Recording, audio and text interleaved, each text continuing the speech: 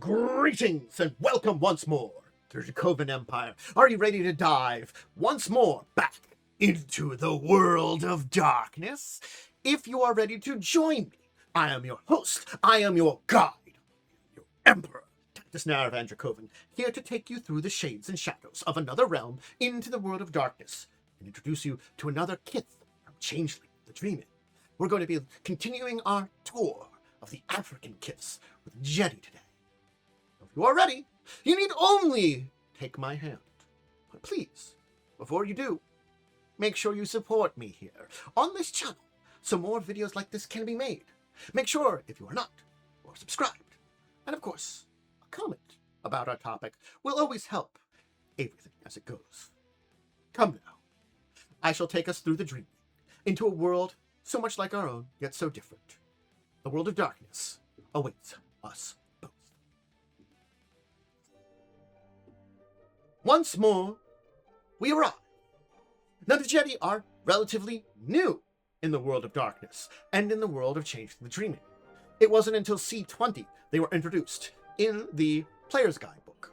So if you wanted to deal with some of the more mechanical aspects in playing with them, I would recommend the C20 C20 Player's Guide to learn all about them. We're going to be talking a little bit about their abilities, but mostly about them today. You understand who they are before you go looking them up. Now here's a group of all the African Kith. Because there really is only one image, I've been using these and then cutting out each individual one. The Djedi are right there in the middle of this group. So, now that we see them, now that we know them, who are these people? Who are these Kith? The easiest thing to say that they are basically the core of a party. They have a love for unity, crowds, parties, teamwork. They are an essence of Kith born to live in a city, which is very interesting because most Kith don't like living in cities. I mean, this entire thing called Cold Iron, ow, ow, ow, ow. But yes, they're quick-witted, they're spontaneous, they can get groups together and create and execute all kinds of events, organize communities together. They have a legendary namesake to them. And they are basically natural magicians, displaying a faculty for the arts and realms unmatched by any kind of Kith. So, life creators and masters of the party of get-togethers, and also masters of magic. They have an ability to tap into the ambient glamour, and even lets them conjure some minor tricks. Basically divert your attention without needing to dive deep into true art. And they'll use this to basically deceive crowds and delight them. Effectively, a mortal can be convinced they've seen some kind of sleight of hand, or clever illusion, or special effect, or even a well-positioned light projector very easy. So, the Djedi have very little trouble making themselves the life of the party. They can easily show a little magic trick that, to the naked eye, is just that, a trick. Of course, their kind of, would be almost described laissez-faire attitude to magic can be looked down upon by other changelings. Djedi do not care. They love to bring senses of joy and wonder to these gatherings they bring together. And yeah, some danger occasionally slips in, but they also have a kind of sense about these things. They know when to cut loose and when to be a little bit lower down until the heat dies down.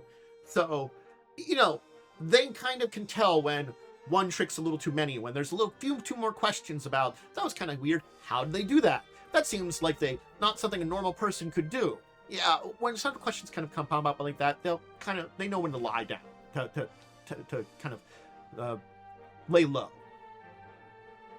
But again, their tendency to use simple tricks can get attention though too. Prodigals, aka mages, might find that interesting. Mortal hunters, aka monster hunters, aka people that would stab them, or worse.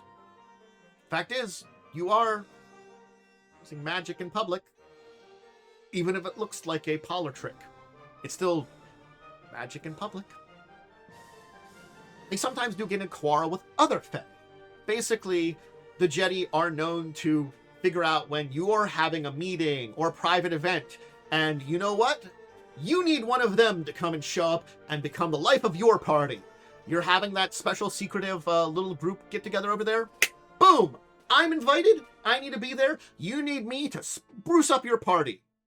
And after the third time in a week this happens, yeah, it gets a little tiring sometimes for the other Fae. Just, you're like, yeah, hi. Thank you for crashing yet another get-together I have.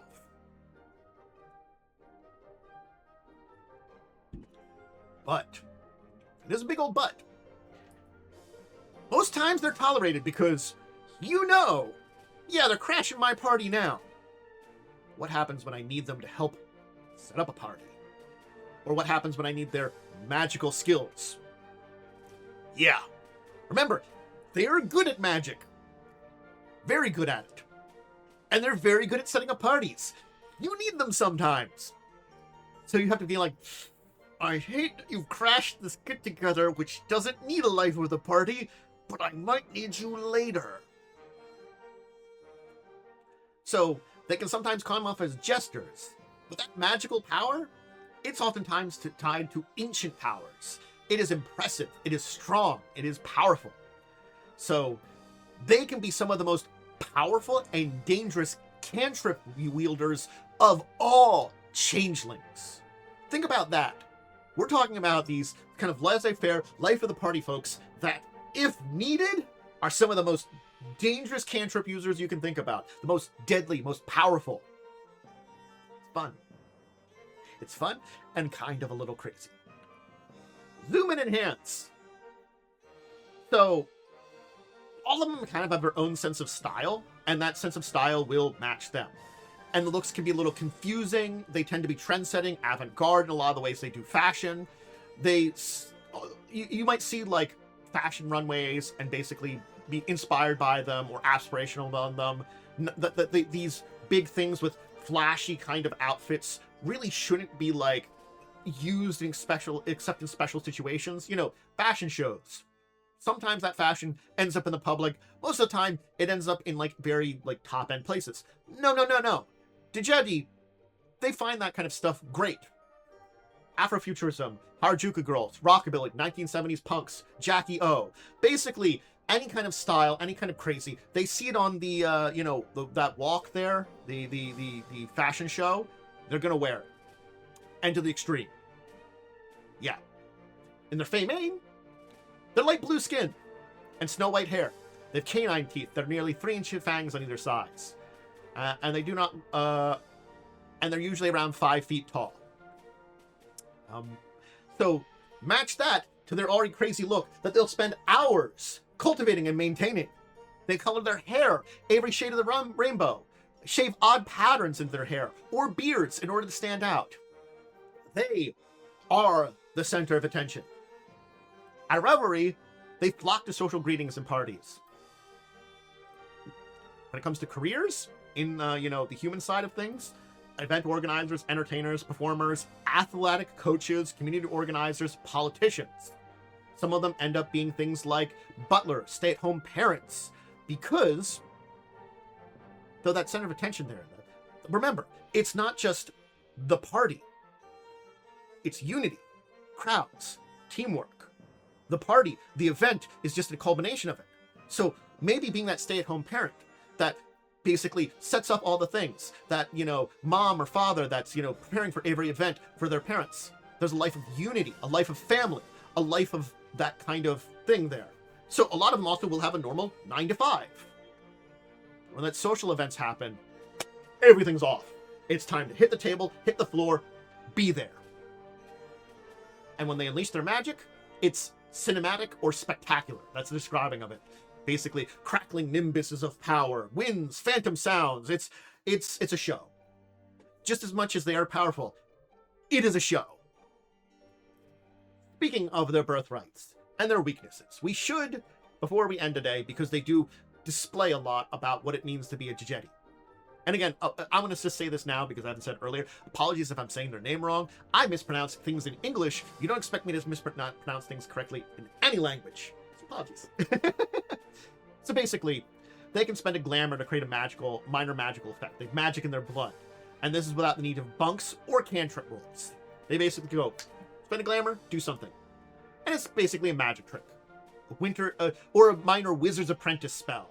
So basically, if you go back to, like, Dungeons and Dragons, Pathfinder, one of those that have, like, level 0 cantrips. You want to do that, a little bit of light, Mage Hand, that could be also one of these things too, that they just spend a glamour and do it. But they are flashy and obvious in some ways, but that does help it make mortals think it's sleight of hand. But again, it's one of those things is they can't get away from the flashiness of it. They can't recreate actual arts or have basically direct mechanics in game terms. So it's like if there's something major that needs to be done, they just can't do it there. It's for show. Fun to watch. They cannot botch Grey May rolls, and they can spend 1 glamour to reduce the difficulty of all cantrip rolls by 1 for a scene. And they treat any botches on cantrip casting as regular failures during that time as well. Yes, and they can spend up to 3 glamour that way. That means I can spend 3 glamour, make all my cantrips 3 easier to use, and I can't botch them.